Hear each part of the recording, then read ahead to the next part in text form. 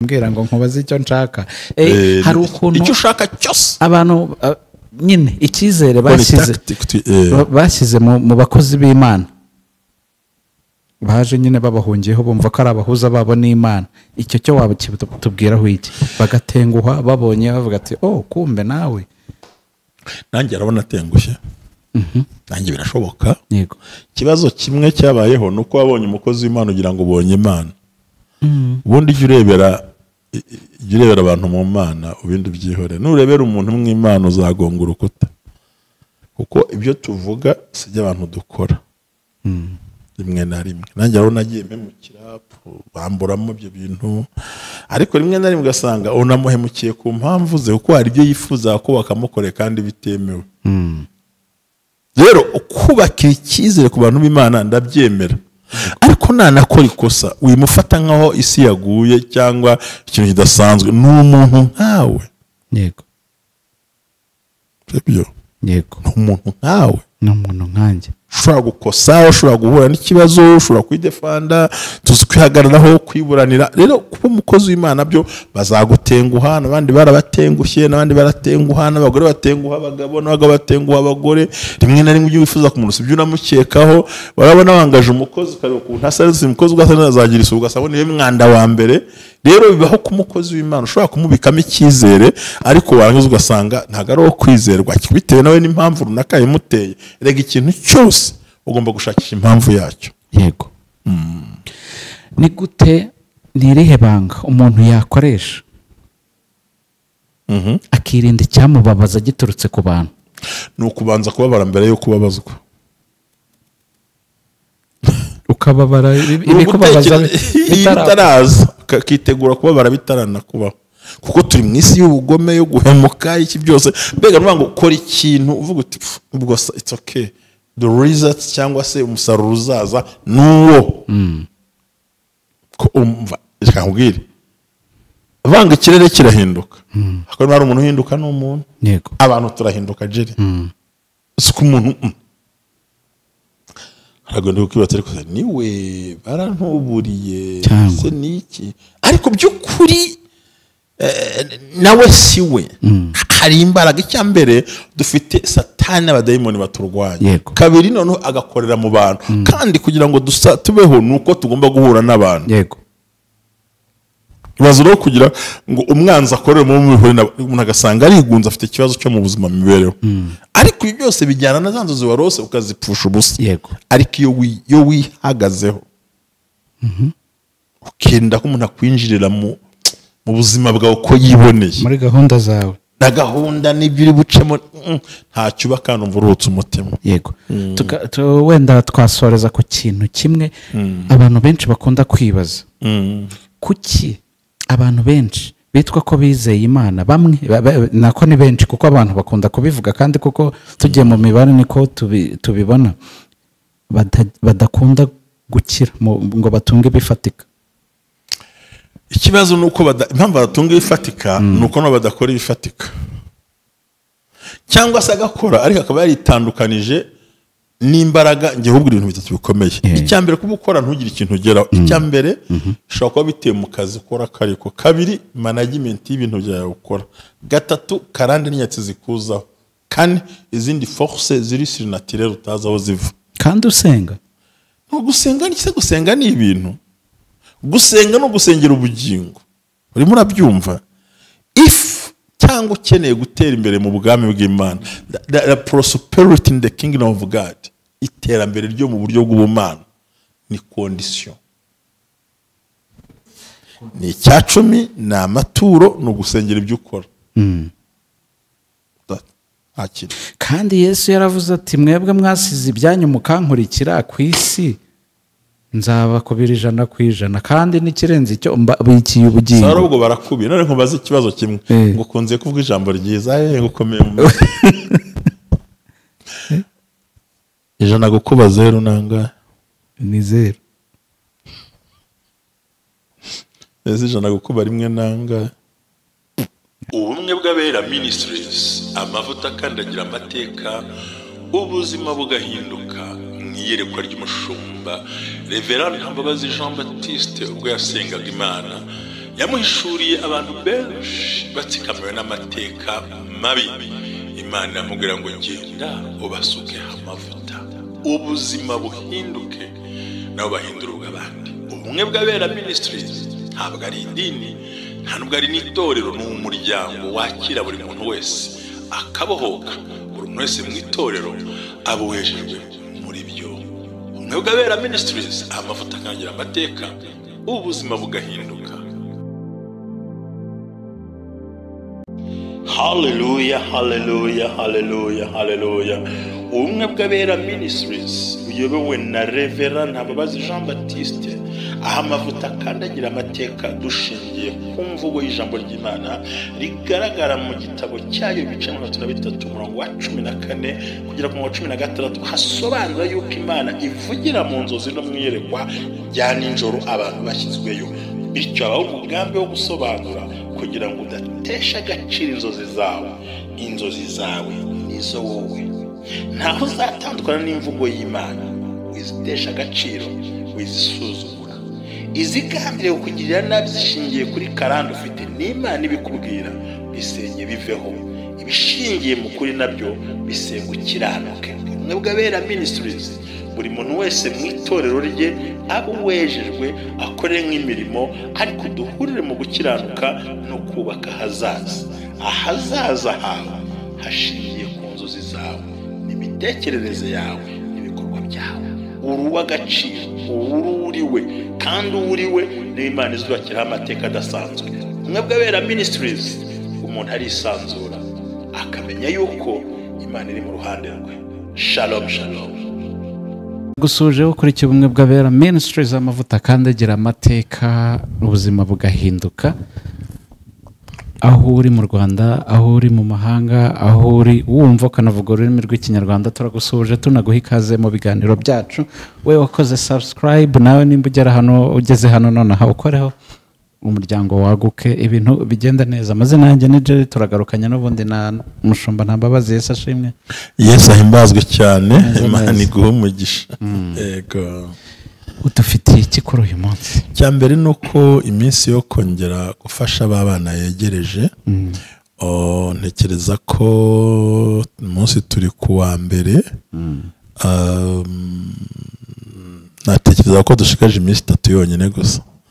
Ubwo ni ku wa kabiri no ku wa gatatu no ku wa kane igikorwa gikoreka. Nongera kurarika abari ku Bumwe bw'Abera Ministries babishaka n'abari barya amazi adudubiza babikeneye bumva baza muri icyo gikorwa kuza kudufasha bakatumenyesha baciye ku rubuga, tugakora icyo gikorwa ko tugomba guhahira abana ku wa gatatu nimugoroba kugira ngo igikorwa kize gukorwa neza. Ku wa kane bizagiye ari naho umunsi ku wa kane n'ubundi bisa nkaho barakunze kubona ikiganiro saa 12, ariko sinzi nkaho umutekinisiye bakizaba ikiganiro gisanzwe, hakabaho n'ikindi twahuye ku mugoroba cy'imirimo myiza Abera b'Imana bakoze, ko nabyo bikwiye gukorwa. Tuzabireba ikikwiriye. Aya niko bizagenda. Ko ari kimenyerewe, kitugomba no kwerekana aka video gato k'ibyakozwe. Byose bazabibona. Urakoze cyane. Hanyuma rero turabashimira, amafaranga arimo araboneka, uko biri kose aboneka niyazanakora. Turiteguye, banyavuga ngo shaka ko mba twadupira nyine narabisobanuye kugira ngo kabe gahagaze gutya, amafaranga kaba gahagazemo, ubikeneye aduhamagara, n'ubanze twabigupfuye twabyokoreza ko dupira twiza n'amaboko maremare iminsi mike bazayabona, ariko byose bizakoreka. Ntekereza ko ni igikorwa tugiye gukora kitakwiye kuratwa cyangwa se kugira ngo tugiye guhagarara mu bibazo mu ngorane zaho ngo twiyerekane. Oya, tugomba kubikora mu buryo bw'umuco wa kimuntu. Yego. Kandi ikindi ko atari by'umuntu umwe ntawe wabihisha, ntabwo wajya mu baturage b'abandi itabizi. Igikorwa kirimo ubuyobozi, twatumwe twese dukora igikorwa cyiza cy'Imana no gufasha abantu gusenga no kububakira. Kubaka mu buryo bw'umwuka, mu buryo bw'imibereho. Yego. Ubundi uko niko kubaka byubakitse, ayo niyo mateka ahindura ubuzima. Kandi ubundi uko ni ngo mbikorana ne timu yanjye y'abantu bake, turi kumenya ngo ese kana kakeneye iki kurutaho, ariko ntabwo azi ko turimo tubikurikirana. Yego. Muri kumutekerezaho watabizi. Oya, nta mpamvu ni surprise. Yego, ni byiza. Uvuga ngo hari igihe wamushyira ibishyimbo bifite kandi yari akeneye matera yo kuryamaho. Yego. hari igihe wamushyira akawunga arwara n'igifu ibirayi. hari igihe wamushyira nyamara ikintu yari akeneye ari ukumushakira nk'ibiro 20 by'ifu y'igikoma ukavanga n'isukari ukamuha igikoma gikomeye kimeze neza yari no mu mirire mibi ukamufasha. muri gukora igikorwa gikomeye cyane abantu bose bari kubigiramo uruhare. reka tubabwire ngo Imana ibaho umugisha kandi bazabona umusaruro nyuma y'ibi ngibi bazabibona. Dukundira rwose tukagira njye numva afite target yo kugira ngo tugere kuri miliyoni ariko ntabwo byadukundiye. Yenda muri iyi minsi statistique bishobora gushoboka simbizi. Imana irabishoboye kuko 440 bihari numva ntabwo ndamenya ngo ibisigaye ntabwo baranteranyiriza ni duke ariko jye ningira Imana nkabona unyiherera umugisha nzashyiramo nanjye niko njye nkora burya.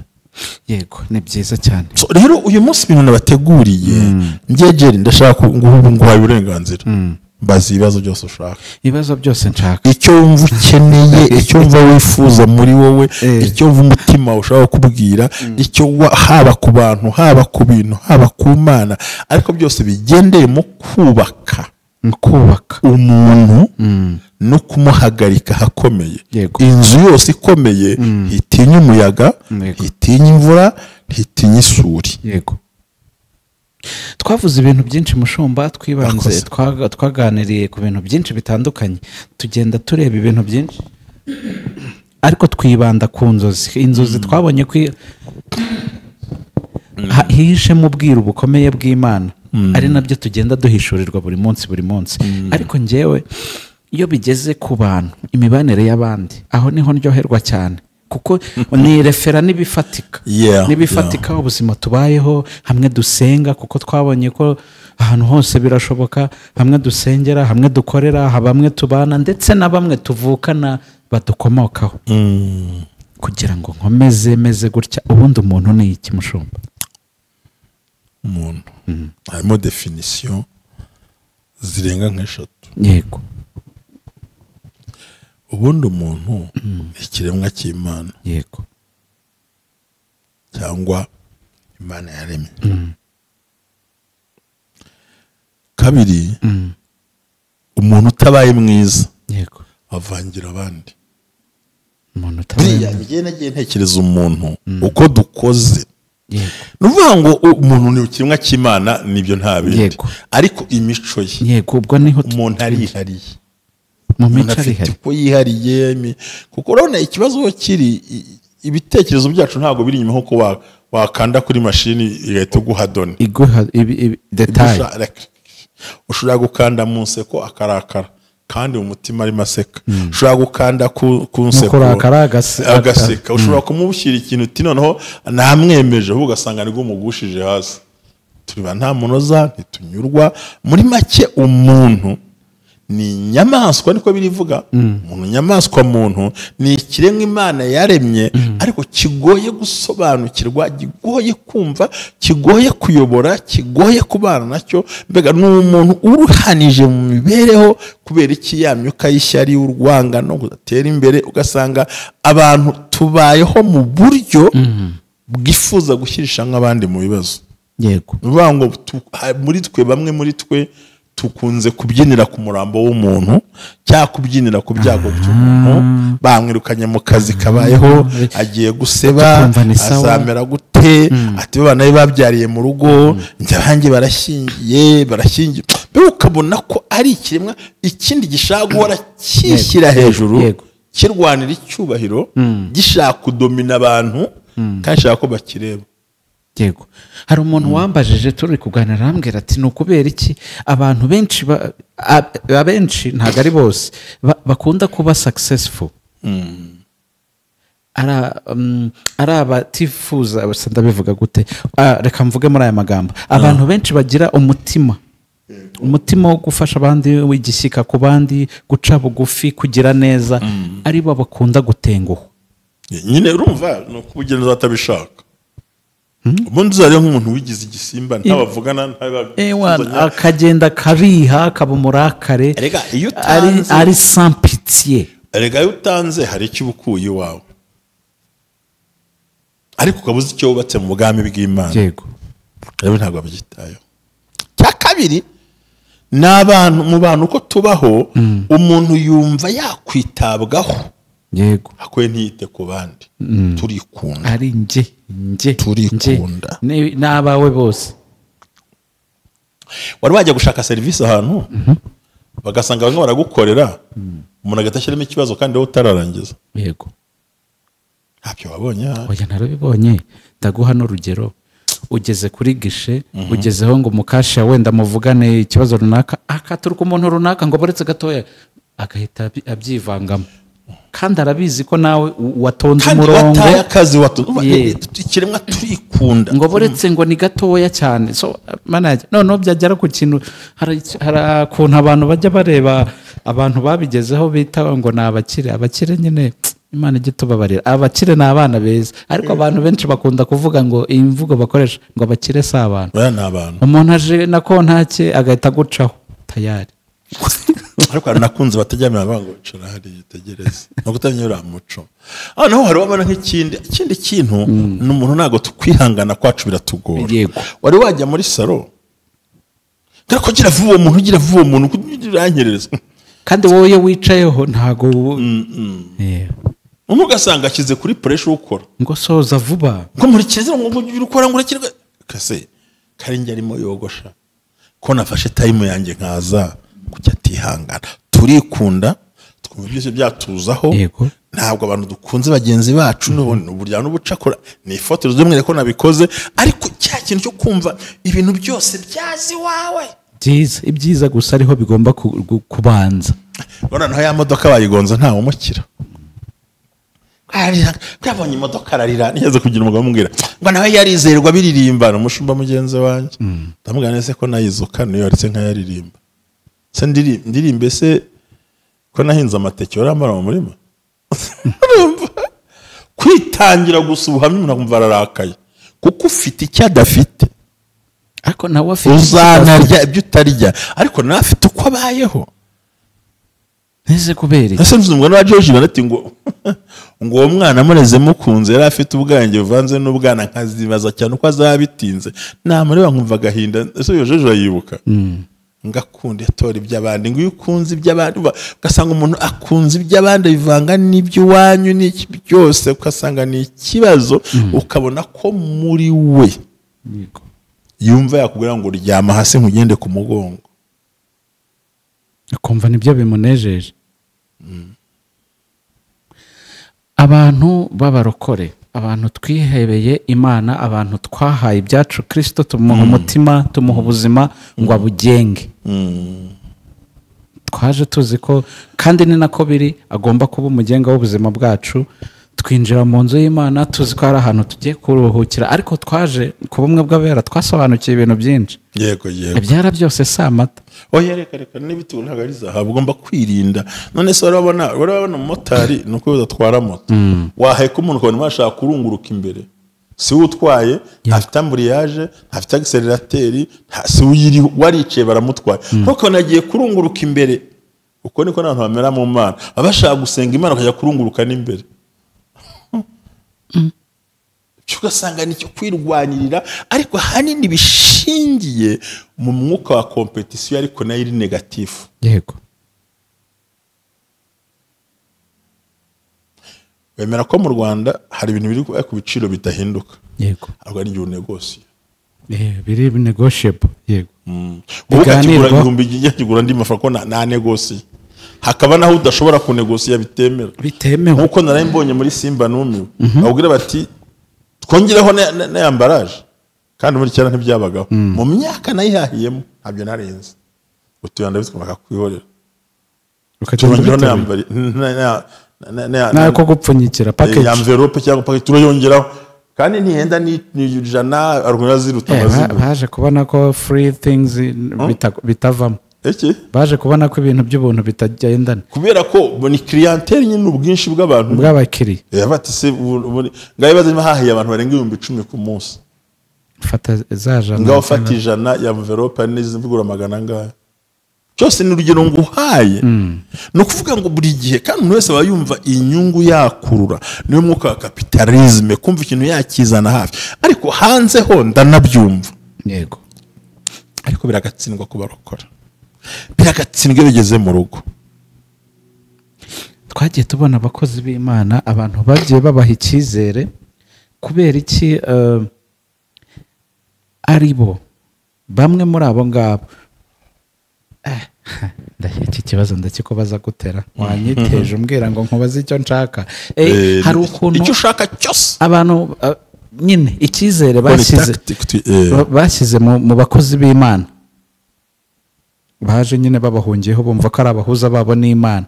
Icyo cyo waba tubwiraho iki? Bagatenguha babonye bavuga ati kumbe nawe nanjye arabona atengushye. Nanjye birashoboka. Yego. Ikibazo kimwe cyabayeho nuko wabonye umukozi w'Imana ugira ngo ubonye Imana. Ubundi jya urebera abantu mu Mana ubindi byihore. Nurebera umuntu mu Imana uzagonga urukuta. Kuko ibyo tuvuga sijya abantu dukora. Rimwe na rimwe nanjye aho nagiye mpemukira bamburamo ibyo bintu, ariko rimwe na rimwe ugasanga unamuhemukiye ku mpamvu ze kuko hari ibyo yifuza ko bakamukore kandi bitemewe. Rero ukubakira icyizere ku bantu b'Imana ndabyemera, ariko nanakora ikosa wimufata nkaho isi yaguye cyangwa ikintu kidasanzwe. Ni umuntu nkawe. Yego. Sibyo? Yego. Ni umuntu nkawe. Ni umuntu nkanjye. Ushobora gukosa, ushobora guhura n'ikibazo, ushobora kwidefanda, tuzi kwihagararaho, kwiburanira. Rero kuba umukozi w'Imana byo bazagutenguha, n'abandi barabatengushye, n'abandi baratenguha, n'abagore batenguha abagabo, n'abagabo batenguha abagore. Rimwe na rimwe ibyo wifuza ku muntu sibyo unamukekaho. Barabona wangaje umukozi ukareba ukuntu asaze umukozi ugasanga azagira isuku ugasanga niwe mwanda wa mbere. Rero bibaho ku mukozi w'Imana ushobora kumubikamo icyizere, ariko warangiza ugasanga ntago ari uwo kwizerwa bitewe nawe n'impamvu runaka yimuteye. Rega ikintu cyose ugomba gushakisha impamvu yacyo. Yego. Ni gute, ni irihe banga umuntu yakoresha akirinda icyamubabaza giturutse ku bantu? Ni ukubanza kubabara mbere yo kubabazwa. Ukababara ibikubabaza bitaraza, ukitegura kubabara bitaranakubaho, kuko turi mu isi y'ubugome yo guhemuka iki byose. Mbega nuvuga ngo ukora ikintu uvuga uti ubwo it's okay, the result cyangwa se umusaruro uzaza nuwo. Ko umva reka nkubwire, vanga ikirere kirahinduka. Hakaba hari umuntu uhinduka n'umuntu. Yego. Abantu turahinduka jeri. Suko umuntu aragenda kukibatse ariko niwe barantuburiye se niki, ariko by'ukuri nawe siwe. Hari imbaraga. Icyambere dufite Satani n'abadayimoni baturwanya. Kabiri noneho agakorera mu bantu, kandi kugira ngo tubeho nuko tugomba guhura n'abantu. Yego. Ibazo rero kugira ngo umwanzi akorere mu mihore umuntu agasanga arigunze afite ikibazo cyo mu buzima mibereho. Ariko ibi byose bijyana na zanzo ziwarose ukazipfusha ubusa. Yego. Ariko iyo wihagazeho ukenda ko umuntu akwinjirira mu buzima bwawe uko yiboneye muri gahunda zawe na gahunda n'ibyo uri bucemo, ntacyo uba kandi umva uruhutse umutima. Yego. Wenda twasoreza ku kintu kimwe abantu benshi bakunda kwibaza. Kuki abantu benshi bitwa ko bizeye Imana, bamwe nako ni benshi kuko abantu bakunda kubivuga, kandi kuko tugiye mu mibare niko tubibona, badakunda gukira ngo batunge bifatika? Ikibazo nuko impamvu badatunga ibifatika nuko no badakora ibifatika, cyangwa se agakora ariko akaba yaritandukanije n'imbaraga. Ngiye hubwo ibintu bitatu bikomeye. Icyambere kuba ukora ntugire ikintu ugeraho. Icyambere ushobora kuba bitewe mu kazi ukora kariko. Kabiri, management y'ibintu byawe ukora. Gatatu, karande n'inyatsi zikuzaho. Kane, izindi force ziri surnaturelles utazi aho ziva. Kandi usenga. Gusenga n'iki? Gusenga ni ibintu. Gusenga no gusengera ubugingo. Urimo urabyumva? Cyangwa ukeneye gutera imbere mu bwami bw'Imana, the prosperity in the kingdom of God, iterambere ryo mu buryo bw'ubumana ni condition. Ni icyacumi, ni amaturo, no gusengera ibyo ukora. Kandi Yesu yaravuze ati mwebwe mwasize ibyanyu mukankurikira ku isi, nzabakubira 100%, kandi n'ikirenze icyo bikiye ubugingo. Sara ubwo barakubiye. None nkubaze ikibazo kimwe, ngo kunze kuvuga ijambo ryiza ngukomeye mu ijana gukuba 0 nanga ni 0. ese ijana gukuba rimwe nanga atari azi ko ngukunze cyane nzabakubira inshuro zingahe ijana ku kintu ugize gute ese ufite iki watanze iki wakoze iki ufite iki ngo mpereho none so ubyizaniye nasobanuzaga wumvaga wafashe mu wumvaga nakurangije ntabwo byagukundira yaravuze ngo nzakuba inshuro ijana ariko icyo wazanye ze icyo afite nyine ese iragukubira iki ngonera waryamye irakuba iki gusa urakuba iki icyo ufite ki mbari ntacyo so rero niyo mpamvu kena ukanakena kuko n'ubundi yagukubiye ibyo ufite ntarenganye Imana akada si yagukubiye se yagukubiye kuko ibintu hari ikintu urakoze Imana iguha umugisha hari abarokore igihe baza ngo Mana uzadukubira iragukubira iki cyane cyambere ko kuba iby'amaboko yakoze bakinze yiyirije yazakubira inshuro zingahe ijana barapfuye mbaho ubugingo n'amasezerano abiri irakuba iki ibyo bitutse ibyo byahaye marira irakuba iki tavuze ngo nzaho umugisha amaboko yanyu ntuyakoresha irakuba iki niyo mpamvu umuntu akena akanakena agakena mu ntoki mu mutwe mu mubiri mu bitekerezo ugasanga ahubwo ariho ubuzima bwo kwanduranya yego ariko Mana ibisimba mbyumva nijye senga ndi umurokore mpora mu nzu y'Imana ndi uwa mbere bagiye kurangura babuza amahoro mu byo barimo urinda umbuza amahoro mu byo ndimo we wagiye ukabijyamo so nukuvuga ngo rero bakubirwa inshuro ijana ziki icya 13 watanze se mu mama wakoze umusengero ubatasa bagukubira inshuro ijana habaye iki uzajya nyine ingana kubyo wakoze tugana ku musozo ni irihe banga ryo kubaho unezerewe n'agakiza cyambere kubaho neza n'agakiza no kuvuga ngo icyambere no kubanza kwemera intege nke zawe yego kabiri ukemera ibyo ushoboye gatatu kumvaho ku isi nta muntu mwiza wihereyeho umwiza ari Imana na Yesu Kristo yego kane gukora cyane ugashyiraho imbaraga igihe Imana iguhaye ubuzima gatanu ukizera ko Imana izaha umugisha imirimo y'amaboko yawe gatandatu ntuzacumuzwe n'umuntu kuko umuntu bwe ni igicumuro cyigendera yego karindwi ibintu byawe byose biri mu maboko y'Imana neze kubijera neza reka ngushimire cyane fiance mu maboko y'iki y'Imana amafaranga mu maboko y'iki y'Imana urugo mu maboko y'iki y'Imana byose bikiri mu maboko y'iki y'Imana neze kubijera amen urakoze Imana iguha umugisha urakoze nawe cyane amen